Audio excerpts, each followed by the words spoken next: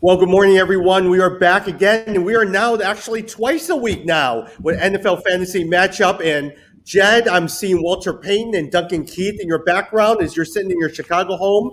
Jimmy's back in his office over in Arizona, and so welcome, everyone. Good morning. Morning. Well, hey, look, we had our mock draft on Saturday, and so let me actually go through some of these different rounds from the mock draft and see what your thoughts are. In the first round that we had, I'd love to get your thoughts. Christian McCaffrey, Dalvin Cook, you and Jed and I had the first pick. Jed, it was not a surprise. It is surprising that one of the players, and Jed, we're not going to talk about my mistake with two quarterbacks, but look, Devontae Adams, one of our new friends, Chris, picked Devontae Adams with the third pick, then Derrick Henry, and then your son went and picked up Ezekiel Elliott in the fourth pick. Jed, what do you think of that? Yeah, no, I thought that was a mistake. He basically his argument was that Devontae Adams was a more sure thing. But I can maybe actually I don't like the Ezekiel Elliott pick. But Derrick Henry, in my mind, I don't know how you skip out on Derrick Henry there. And again, it just I guess it depends on your strategy. Did he pick wide receivers all the way down? Like when did he get his next running back? Because otherwise, I just think that's too early. Which this individual did. Devontae Adams, his second pick was Travis Kelce, and then Najee Harris was his third pick. Yeah, so he went kind of with the strategy you were talking about, Jimmy, where he's like going no running back, hitting it later. The problem, and here's why, for those of you who don't know why running backs are so valued, it's because when you look at the average points, the average amount of touches, it always, the running back, other than the quarterback position, running back is always the highest scoring position. And the difference between the first tier and the second tier is the biggest drop. So when you go from first tier to second tier for a wide receiver, the drop isn't as big. And so that's why you're not as worried about dropping down. So I personally, again, depending on your strategy, and maybe that's what, he was trying to figure out how to do. In that case, picking Devontae Adams as the first wide receiver makes sense. But at the third pick, that just feels really early to me. I do think it's pretty high, right? But here's my argument for it, right? My argument for it is, you're right. Usually the first pick in the first round, you want to make sure it's a sure thing, right? You want to make sure, and usually sometimes running backs have a tendency to get injured throughout the year. Again, if you fast forward towards the end of most of these fantasy season, usually the running back who you started with is not the running back who you ended up with. But if you look at the wide receivers, most of them usually stay the same.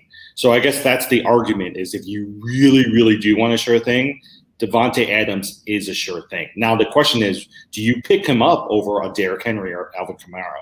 And I just don't think so right now. Jim, let me actually go with you. One of our other players picked up Saquon Barkley in round 2 over an Aaron Jones, over a Najee Harris, over Antonio Gibson or Stephon Diggs. What do you think? Well, I think they're all looking at the ceiling, right? Because Saquon Barkley, if you look back, a couple of years ago when he first came out, he was like the best running back in terms of yardage and fantasy impact. Now he's coming off a season where he's injured. His ceiling is high, but that's a high risk.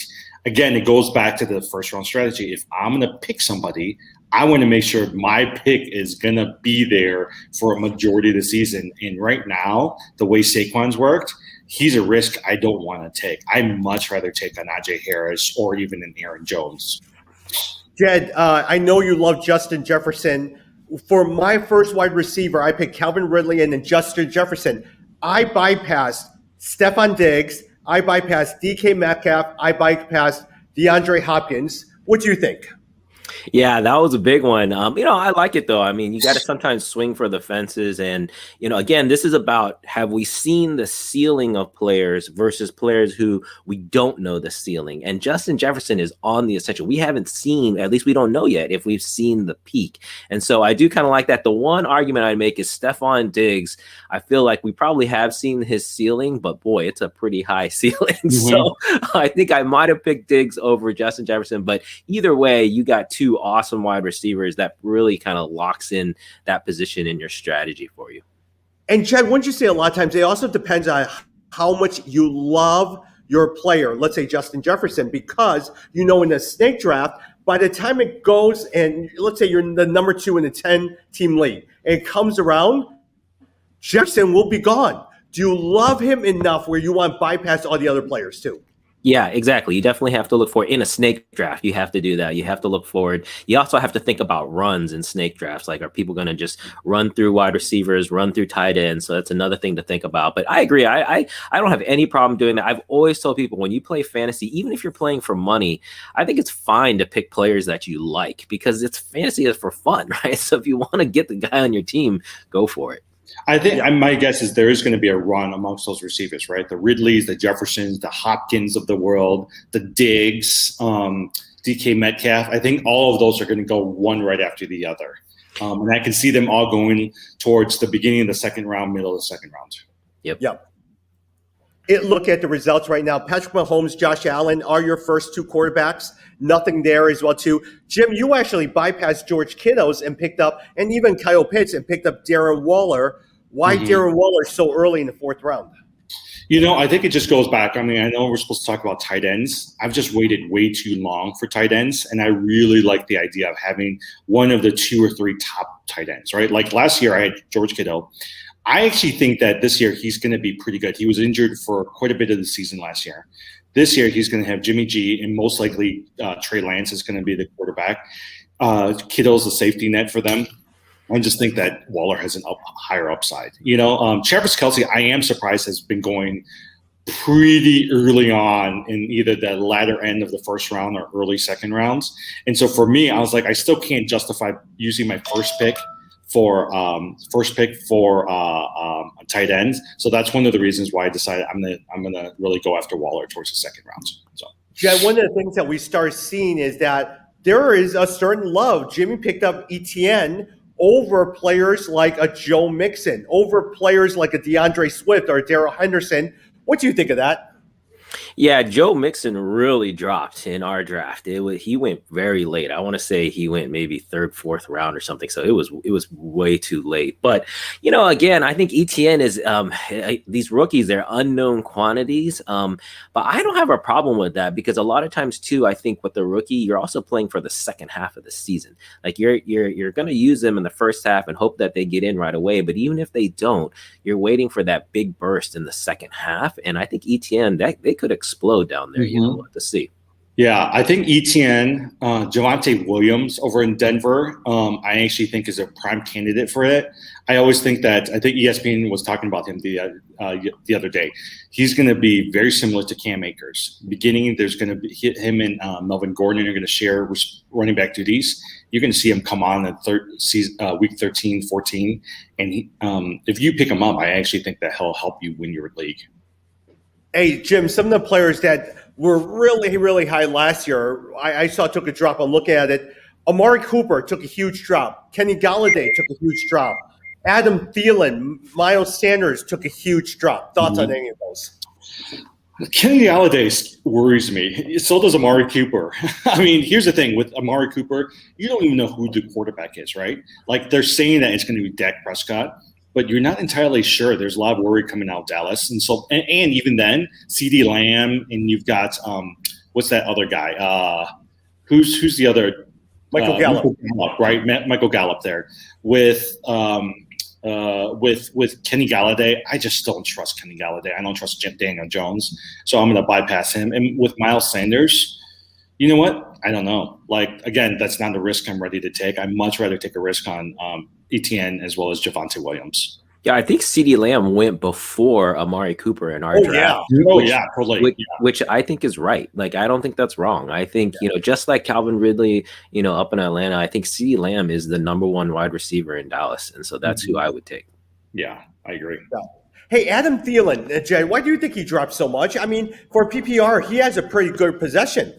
Yeah, I think PPR is different. I do think you have to, again, know your leagues. If you're in a league where you're getting a point per every reception, you got to look at attempts. That was the other thing I was going to mention as you're evaluating your running backs and your wide receivers. I think the number of attempts is a really big deal. That's also why I really like Derrick Henry, because you look, he led the league in attempts. I think for the past, last year he was number one in attempts, and I think he's top 3 for the past 3 years. So you have to look at that. And so, yeah, I think in that case, but Justin Jefferson, his ascension, I think ultimately ultimately, that's why you see that drop. Well, that's why in a PPR league, to be honest, I'm more than willing to take the risk on going heavy on wide receivers early on, and then going after Kareem Hunt, ETN, and some of these other backs, because the fact that they're able to receive out of the backfield really makes a difference for me.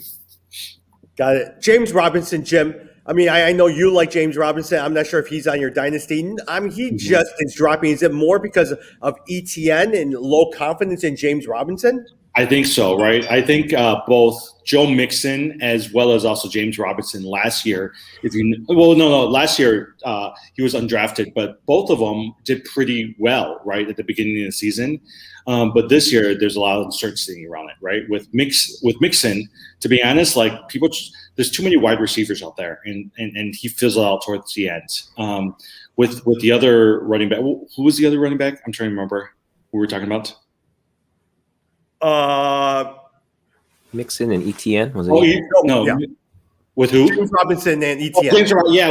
ETN. James Robinson, like the best they can do is maybe share carries. And to be honest, I was like, unless ETN is out of the picture, I don't know if I really want to draft James Robinson that high. So. Yeah, but if you get him late, again, I think that's a really good flyer. Like if you're looking, 7th, 8th, 9th round. The thing with sleepers, here's what I always say about sleepers. You have to have some sleepers hit to win a championship. Yeah.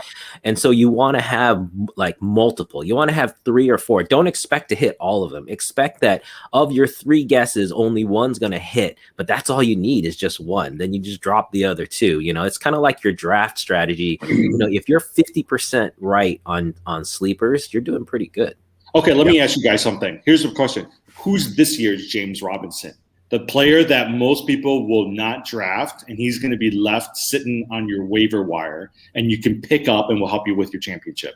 Okay, I bet you before Jed says, because I'm looking at what you drafted, you would say Trey Sermon. Yep, Trey Sermon. I think Trey Sermon in San Francisco, I think he can win out in that backfield for the second half of the year. This is a guy who ran for 300 yards, people. You don't ever see that. That never has happened. But you don't think Mostert being on the roster is going to hurt Sermon? Yeah, in the beginning for sure. So I'm banking on something happening, either an injury or just something where Trey takes over there. But I think he could have a monster. I mean, the running game in San Francisco is gold mine, right? So if you can get into that running game, it's just we need one person to solidify that. So I think it could be Trey Sermon. And the concern always with Mostert is he gets injured early. And often when he does well, he seems to get injured all the time. That opens the door for Sermon. And we find that a lot of times Shanahan will give it to the hot hand, which actually could be Trey Sermon. Yeah, and if you know Shanahan's history, I think back to Clinton Portis way back when, man. Mm-hmm. Clinton Portis, I rode him to a championship his rookie year, and it's the same thing. Once he gets that guy going, he'll stick with them.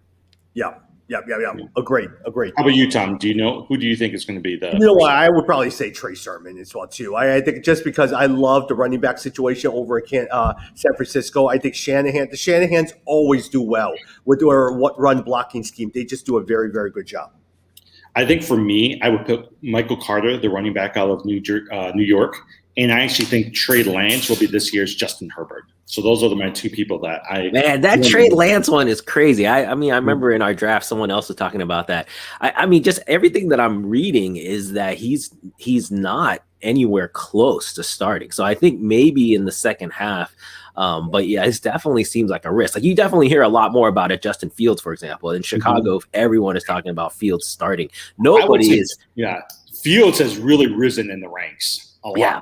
But no one is clamoring for Trey Lance to start. Like you're not hearing like, oh, he's ready to start. But so I don't know. I feel like it's a risk. He could be maybe in down the line, but I just feel like I don't know if it's. I think Jimmy G is going to get injured.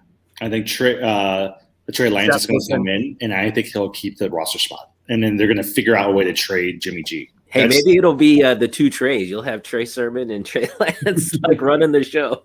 Yeah. Jim, here's one sleeper from Arizona that I don't think I've ever heard. Rondale Moore, one of our guys drafted Rondale Moore. He's from Arizona. What do you know about him? Okay, so I don't know if you saw this last preseason game. So they threw him the ball almost 15 times. I mean, which is crazy. Most likely they'll never throw the ball to him 15 times in the regular season because they got Hopkins, they got the running backs, they got Kyler Murray running around all over the place. But I actually, you know what? Here's my thing is I think he's got some potential from a dynasty perspective.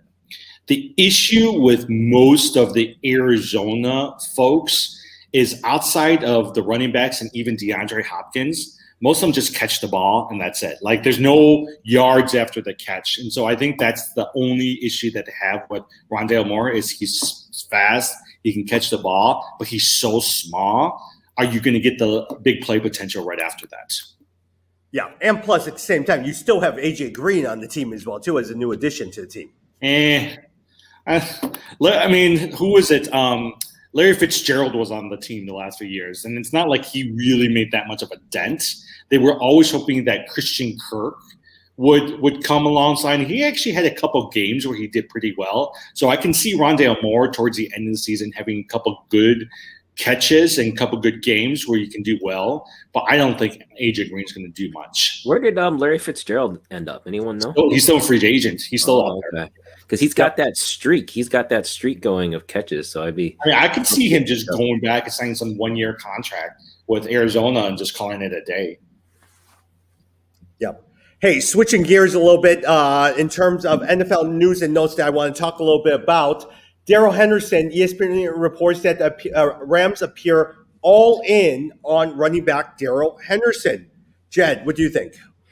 Yeah, I mean, that's nothing wrong with that. I mean, the Rams are on the up and up. They're another one where we just don't know what's going to happen. But boy, I like the situation with Stafford. I like, seeing what's going to happen, how he's going to elevate the team. If you've been reading the training camp things, everyone is saying how, everyone's pumped. They're excited. I mean, it's like the Tom Brady effect, right? So, I mean, Daryl Henderson, yeah, that's not a bad, he had some pretty good games. If I recall, he had 3 games, so he did really, really well. Yeah, I was going to say over 20 points, over 25 points at least a couple times. So not a bad thing to take a swing on.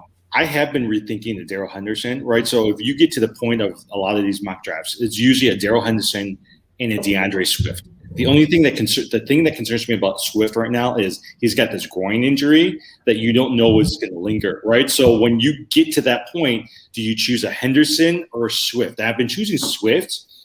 I may change my mind and actually start re-looking at Henderson going forward. Got it.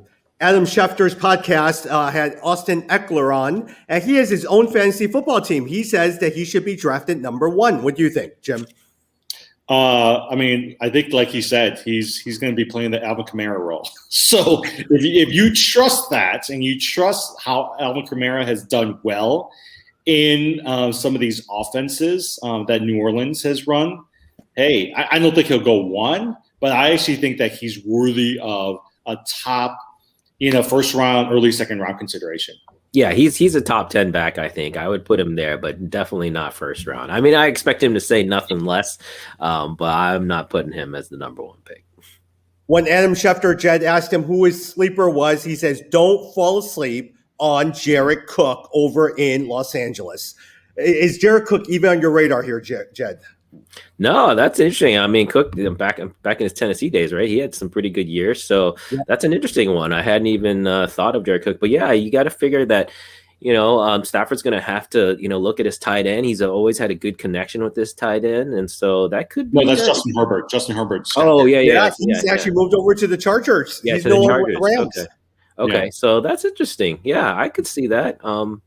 He looks like he's going about in the 15th, 16th, like he's kind of in the mid tier as far as the tight ends. But maybe he squeezes into the top 10. Mm-hmm. Got it. Last thing, Trevor Lawrence. According to Peter King, his evaluation of Trevor Lawrence's first game, uneven. He held the ball too long in his first couple of snaps and also got sacked and needs to pay more attention. Are you even drafting him at all, Jim? Are you even looking at him? I am not right now. I mean, I think this is all hype, but I think Justin Fields at the end of the day will become the best quarterback in this draft. Second by Trey Lance and third by Trevor Lawrence. I just think Trevor Lawrence will have a couple of really good games, but from a significant fantasy impact, I don't think we should expect it. I do expect that from Justin Fields, though. Jed, last one before we move over to tight ends. Mac Jones is still in the clear-cut battle with Cam Newton. What do you think of that? Who's going to end up winning the Yeah, mac and Turns cheese, man. That's a great nickname he got. You know, I didn't even think about the Kraft connection. That's like a really good nickname for Mac Jones. Yeah, I think it would be a mistake. I cannot imagine he's going to start the season. Belichick, you know he has a preference for veterans. I just can't imagine that he's going to start. But could he take over later? It certainly seems like it. I've been impressed by the reports. Again, feels like he's poised. You know, there's just something about these college players when you stick them in live action. It's the guys who don't get rattled, the guys who they act like they've been there, and you feel like that's what Mac Jones, that's what Justin Fields are doing, is they're commanding the offense in a way that it feels like they've been there before. And so I could see it down the line, but I don't think he'll start the season. Cam Newton was just so bad last year as a fantasy player, though. I mean, he really is. He is so past his prime. I'm waiting for Mac Jones to come in. Yeah, but I mean, in his defense, they have like no one to throw to. Like now, at least they've got the 2 tight ends, so it should open up a little bit. But I agree. You know, the leash will probably be pretty short on Cam Newton. But I think, yeah, if you want to take a flyer on Mac Jones for down the line, I don't think that's a bad play. Okay, who do you think is going to be the best wide receiver this year for New England? Oh man, who knows? Who do they? Oh, actually, yeah, I was going to say the best catcher is going to be one of the tight ends, but if you're saying specifically to the wide receivers, I have no idea. I would probably say N'Keal Harry. He probably has the best results coming out of training camp. But even with that, Jacoby Myers might be one. I mean, it comes down to one of those two. No, you know who they have this year? Who's going to be the best one? Nelson Aguilar. Oh, that's who they have. They signed him from Las Vegas. I bet. I mean, he'll have a Robbie Anderson type year. You know, he'll be your third wide receiver. But Nelson Aguilar, I actually think will have some sort of in a 12-team league. I'll go after Nelson Aguilar. Yeah. Hey, switching over to tight ends, Jim. I heard your thoughts about you wanting to draft tight ends early, so I'll start with Jed. Travis Kelce, George Kittles, Darren Waller really make up your 3 tight ends. Are any of them that people that you love that you say, Tommy, I'm going to draft these guys in the first 2 rounds? You know, I have never been a fan of taking the tight end. Definitely not with the first pick. I think with your second pick, it depends on, again, how far down you are and where the wide receivers are at. But yeah, I mean, I think Kelce and Kittle, I'm still not totally sure about Waller. I mean, Jimmy, you had a decent argument there. But I feel like, you know, Kelce and Kittles, they have enough production to where if you wanted to pick them over a wide receiver, I could go with that. Mm-hmm. Okay, so here's my argument, right? Let's take Kelce out of the way. If you look at Kittle and Waller, they'll give you a good, consistent 12 to 14 points every week. Those are good 12 to 14 points. If you can supplement them with a couple of good running backs and some good receivers and good, quarterback, you've got a pretty sustainable lineup with players who can potentially have double digits every week, right? If you wait further and you go after a Dallas Goedert, an Irv Smith, a Gesicki, even a Higbee, a Tonyan, you're lucky if you can get 8, maybe 9 points. And so for me, that extra 5 or 6 points is actually worth it to go after the Kittles and Wallers of the world, just because they're so consistent. And if you can also get the right wide receivers and running backs too.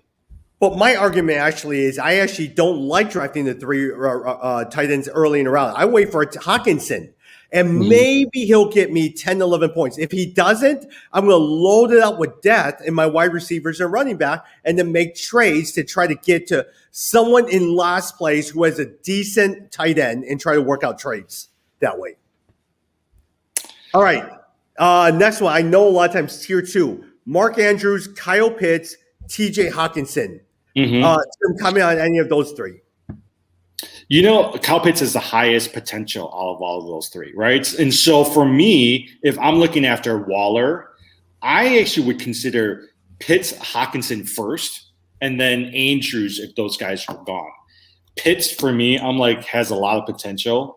I think it'll take him a few games to get early on, but I actually can see him at some point ascending into that higher echelon of tight ends because he has so much potential out there.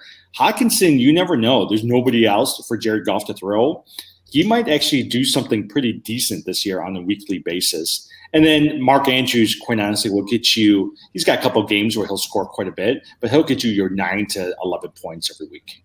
Jed, I see that smile on your face because I know how much you love Mark Andrews. A couple of things about Mark Andrews is Andrews was behind only Travis Kelce and Darren Waller among tight ends with a 25 target share in 2020. He ranked as your 4th best tight end in both fantasy points and fantasy points per game last year and was the 5th most targeted tight end in the red zone.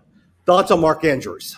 Yeah, I mean, I like Mark Andrews. He definitely had a down year last year. I had him last year as well, and it was a down year for him. But I always feel like, just as a statistician, regression to the mean, right? So a lot of these players, if they had a bad year, you can expect some bounce back. And so I expect Andrews to do well this year. I think he's going to have the big thing that we just mentioned the target share and the targets in the red zone are all really good things pointing up for Mark Andrews. But here's the thing with Kyle Pitts is what I'll say is if you're going to swing the fences for a Kyle Pitts, you better make sure that on your running back and wide receiver picks, you didn't do the same thing. You had solid picks there, and you took a chance at the tight end position. If not, then you got to go with one of the other guys who's more consistent and more sure. You know what, Jet? That is great advice, right? Because if you're going to – so for instance, if you're going to take a Saquon Barkley in the first round, you come back around and you take, I don't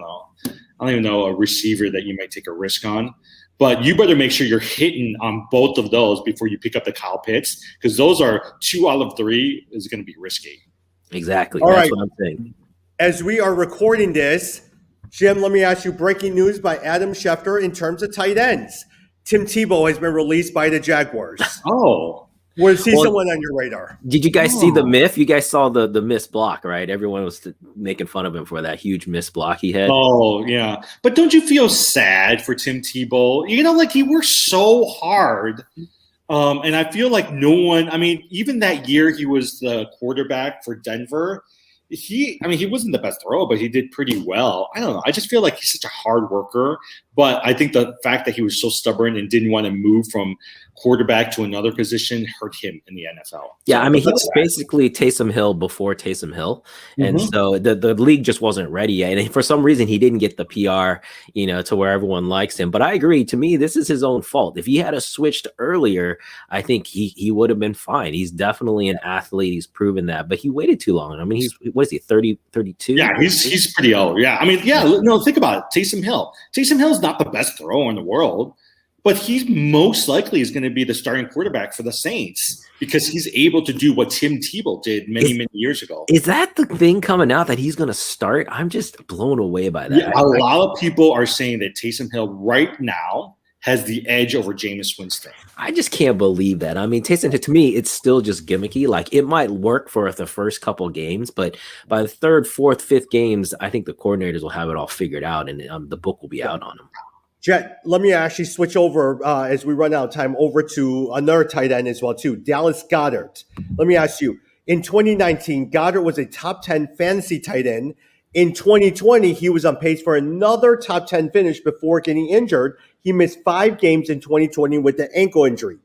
The Eagles did not trade Zach Ertz. Are you concerned about Dallas Goedert, or would you have confidence in Dallas Goedert this year?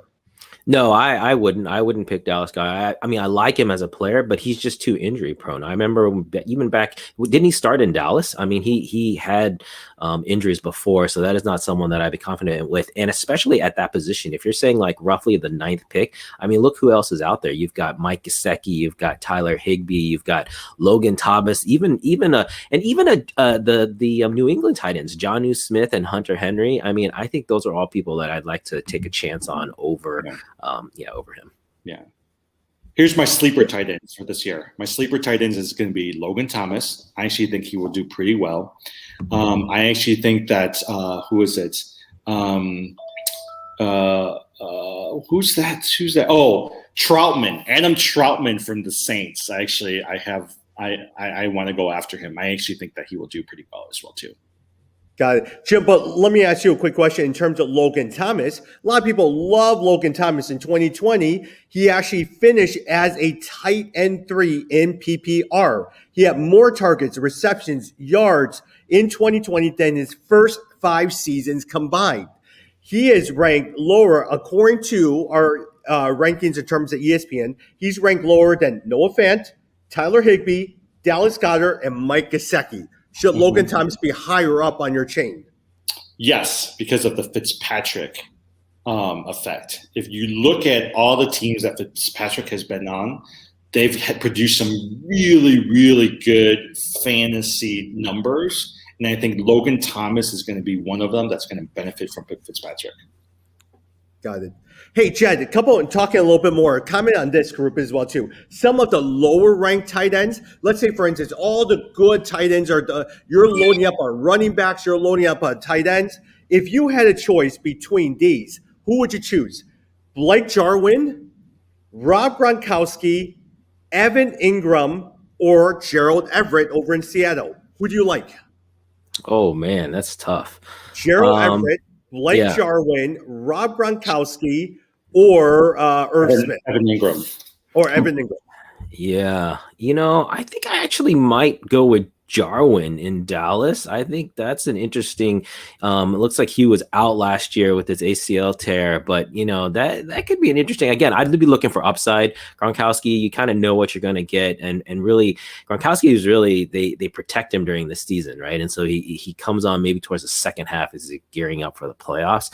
Evan Ingram, we've talked about the issues with the Giants. Actually maybe Ingram's not a bad flyer there too. He has production, and if you trust the quarterback situation is getting better, maybe that's not a bad one. But I actually, of those, I think I would go with Blake Jarwin. I don't know. Gerald Everett in Seattle, I think he's gonna be their number one tight end. I think just like they used what's his name a few years ago, the guy who's now on the Bears, the tight end. Cole Kmet. Yeah. No, not Kmet. I don't know. He used to be on the Packers. Anyways, he used to be on the Saints and the Bears. Jimmy Graham. Yeah, Jimmy Graham.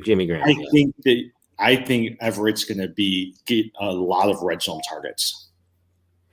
Now, there's a lot of mouths to feed in Seattle, but I mean, obviously the passing game there is phenomenal, and the fact that Russell Wilson has really seemed to be hyping the guy up, that suggests that that might not be a bad pick. Look, we know Chris Carson's going to get injured, and we know he's going to be out for a few games, and they're going to need a big player in the red zone, and that's where Everett's going to come in. Jim, you mentioned a sleeper in terms of Adam Troutman. He has a real chance to see a massive jump, especially with Michael Thomas's injury, and there's really no one besides in terms of Alvin Kamara. Do you like him enough where you would bypass the top tight ends and wait until the last couple rounds, because no one's probably going to pay attention to Troutman, and pick him up?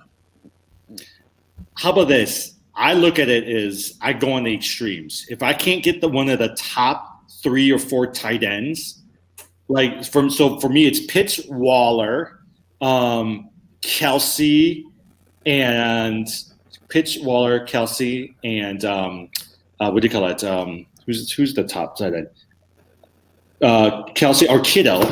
I'm going to go after the Troutman. Because I think the upside of the Troutman for what you can get is pretty high. So I'm on the extremes of the tight ends. The one thing I'll say that's interesting, and I think that's the first time I saw it was last year, and I think will continue this year, is you can play 2 tight ends in your starting lineup. Mm-hmm. You never saw that before, where you might consider a second tight end in your flex spot, but now tight end, the production has risen so much to compete with wide receivers that you could actually start 2 tight ends. So knowing that, then I think if you, exactly like Jimmy said, if you pick a stud tight end first, and then you on the back end at the very last rounds, you pick one of these last guys to potentially be your second tight end spot, I think that's not a bad play.